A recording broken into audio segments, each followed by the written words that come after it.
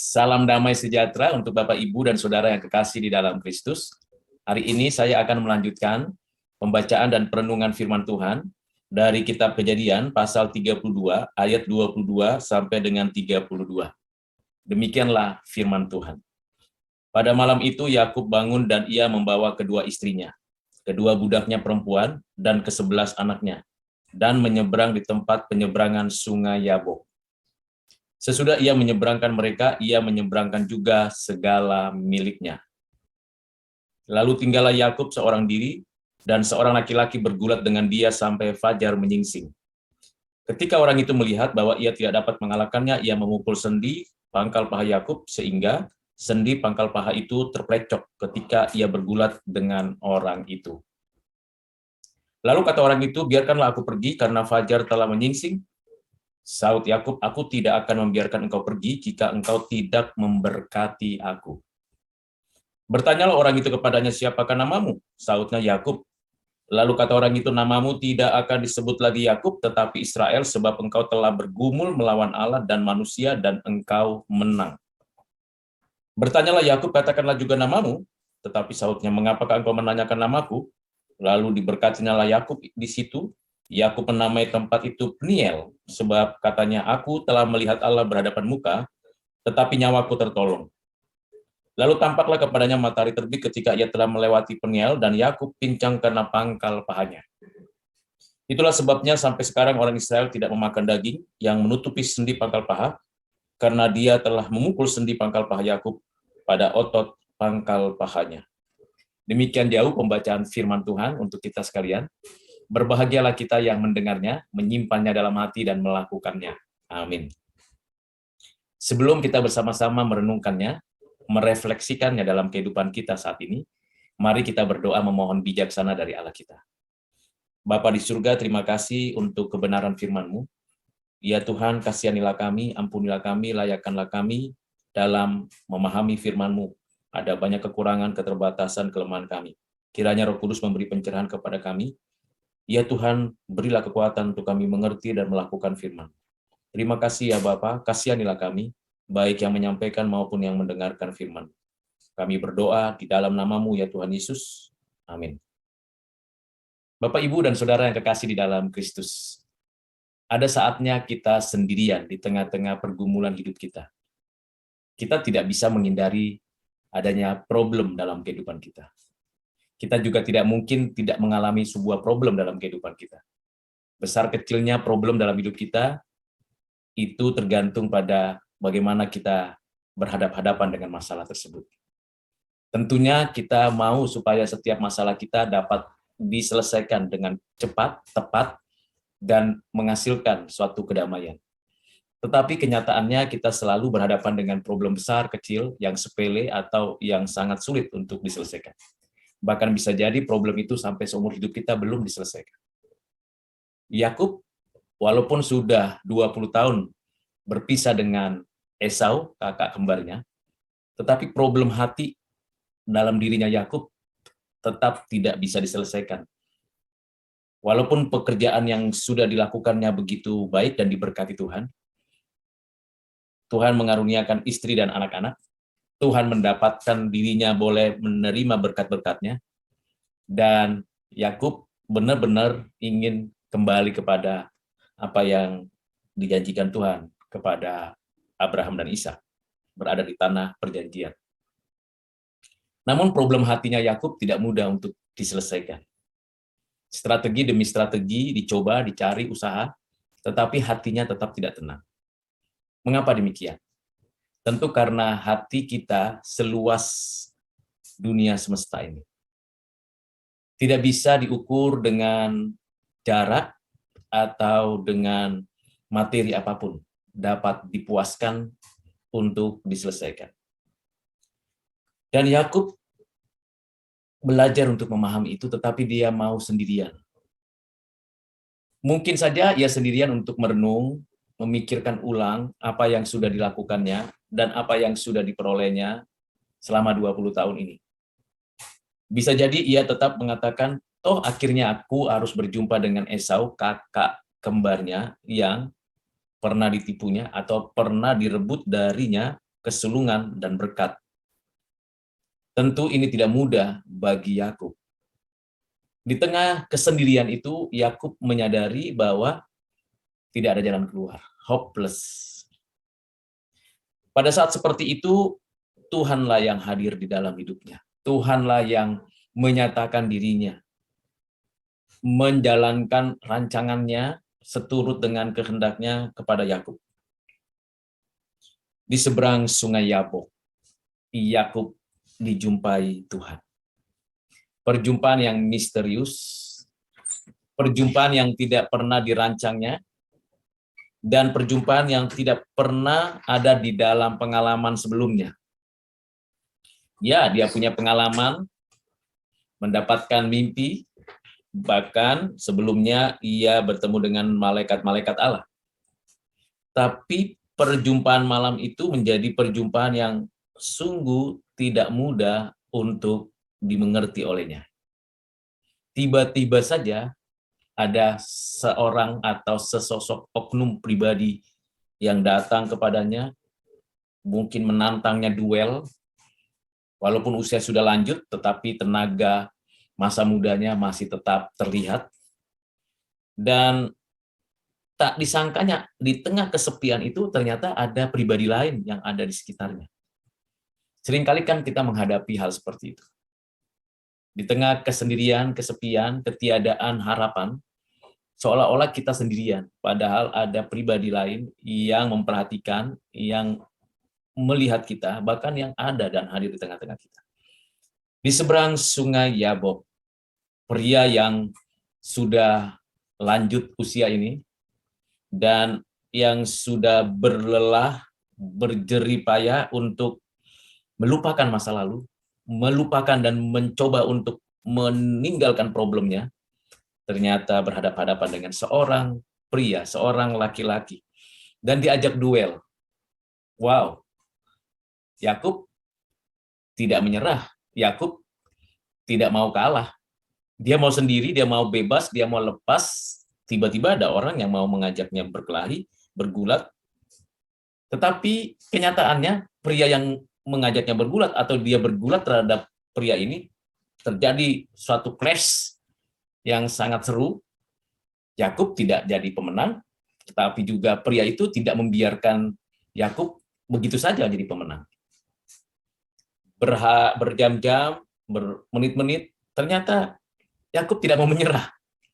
Hebat, luar biasa.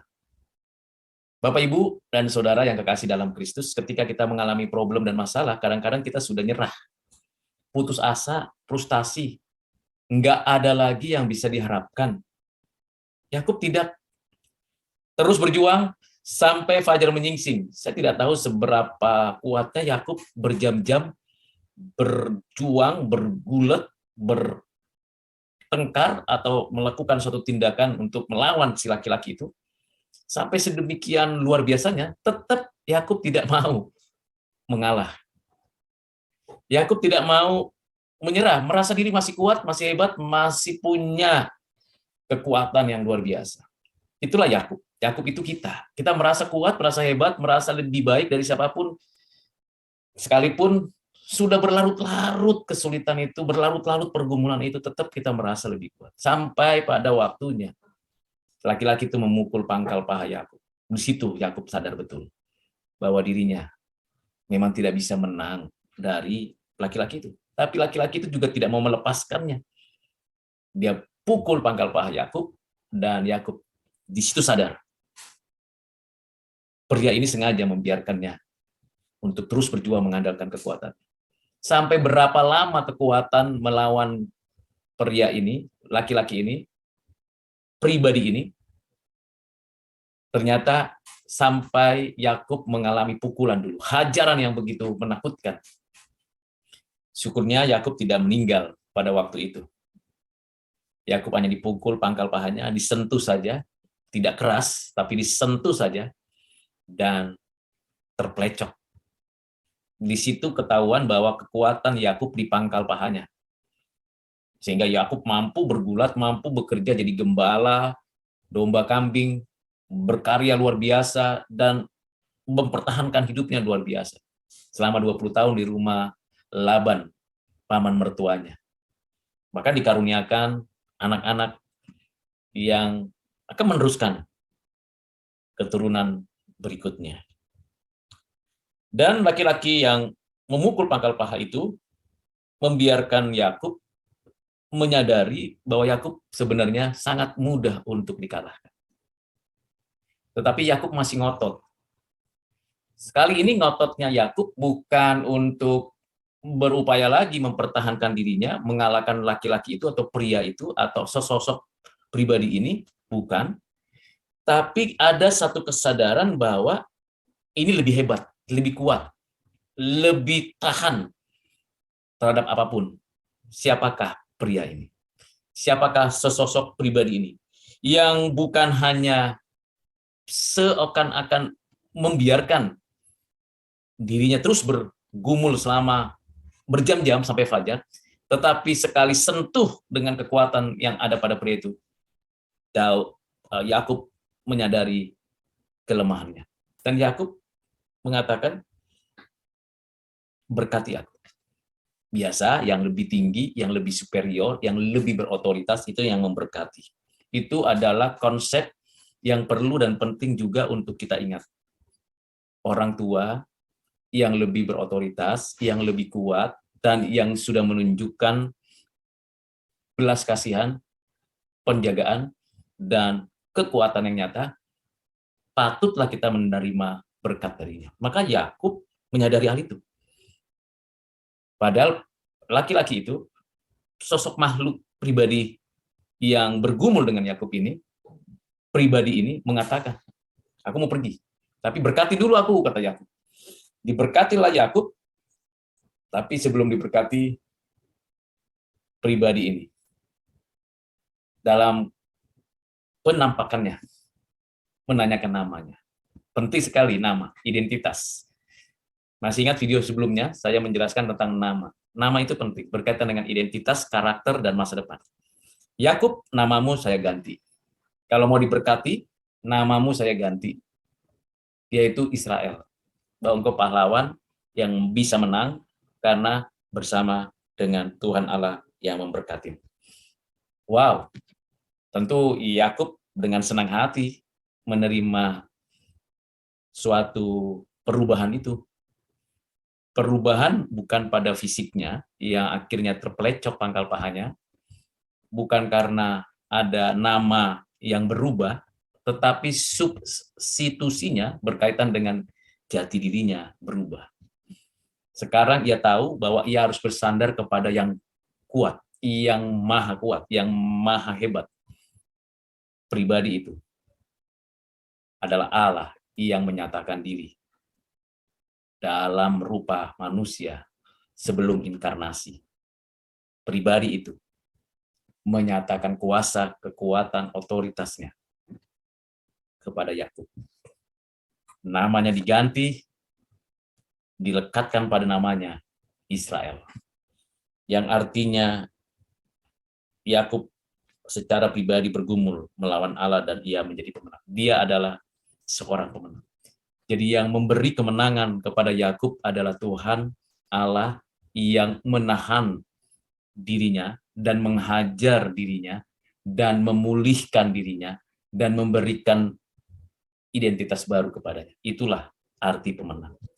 Bukan berarti Yakub setelah diberkati diganti namanya, pangkal pahanya pulih, sembuh. Tidak, dia tetap terpelecok. Tetap terpelecok pangkal pahanya, tetap tidak kembali seperti semula, kekuatannya juga semakin jelas, rapuh, tetapi ada sesuatu yang baru di dalam hatinya. Dia tidak lagi mengandalkan kekuatannya, kepintarannya, bahkan tipu dayanya yang dia gunakan. Tidak, ia sekarang bersandar kepada lengan yang kuat. Lengan yang kuat yang memberikan berkat, pembaharuan, dan topangan kepadanya. Dan ia berkata kepada Tuhan Allah yang menyatakan diri kepadanya. Jadi sesosok makhluk pribadi laki-laki itu yang dianggapnya itu orang asing, ternyata baru ia sadari bahwa itu bukan sekedar makhluk seperti malaikat, bukan makhluk seperti manusia, tetapi ini adalah Allah yang menyatakan diri untuk dirinya mengenal Allah itu yang menjadikan dirinya bersandar kepada Tuhan Allah ini. Dan Yakub mengatakan, aku melihat Allah dan jiwaku, hidupku tertolong. Artinya dia sudah punya suatu kedekatan, hubungan dengan Tuhan Allah. Ini sesuatu perubahan ajaib. Di seberang sungai Yabok, nama peristiwa itu di tempat itu namanya Peniel, yang artinya di sana Tuhan dilihat dan ia mendapat pertolongan dari Allah itu sendiri. Bapak Ibu Saudara, di tengah pergumulan kita sehari-hari, kita pasti pernah mengalami suatu titik terendah dan tidak berdaya. Saya sedang mengalami. Bapak Ibu Saudara sedang mengalami. Saat itulah kita tahu untuk menyadari kelemahan, kerapuhan, keterbatasan kita. Mari kita andalkan Tuhan. Mari kita bersandar kepada tangan Allah, lengan yang kuat. Mungkin pangkal paha kita dipukul supaya kita sadar bahwa kita itu memang rapuh. Bisa jadi yang sudah dipukulnya tidak kembali lagi seperti semula sempurna. Bisa jadi semuanya sebagai tanda untuk kita mengingat. Hal yang paling esensial dalam hidup kita adalah bagaimana kita, dalam hati kita diubah. Status kita. Ketertundukan kita kepada Allah yang memberkati kita, menolong kita, dan yang menyertai kita. Kiranya Bapak Ibu Saudara yang kekasih dalam Kristus termasuk saya di dalamnya. Mari kita tidak mengandalkan kekuatan sendiri dalam menghadapi kesulitan yang paling sulit sekalipun. Tapi andalkan Tuhan. Kalaupun Tuhan menyentuh kita, menghajar kita, terimalah dengan permohonan supaya kita tetap diberkati, ditolong, dan diperbaharui hidupnya. Sehingga hati kita mengalami sukacita. Tuhan Yesus memberkati kita sekalian. Mari kita berdoa. Bapak, terima kasih untuk renungan pada hari ini, untuk firman yang menolong kami mengerti bagaimana kami punya batasan dalam menghadapi pergumulan problem masalah apapun di dunia ini. Kami hanya seringkali berdosa kepadamu, mengandalkan diri kami. Ampuni kami, Tuhan. Kiranya Tuhan memberikan kepada kami hati yang takut akan Kau. Kiranya Tuhan menolong kami untuk boleh bersandar hanya kepadamu yang kuat, yang dapat meruntuhkan segala kesombongan keangkuhan kami, dan yang mengubah hati kami, mengubah segala apa yang menjadi andalan kami, supaya kami bersandar kepadamu, sehingga kami boleh terus menyatakan bahwa Engkau menolong kami. Tuhan, kasihanilah kami, ampunilah kami orang berdosa ini. Tuhan, berilah kepada kami sukacita menjalani kehidupan kami, ya Tuhan. Terima kasih Bapa. Inilah doa kami yang kami sampaikan hanya di dalam nama Tuhan Yesus Kristus. Amin.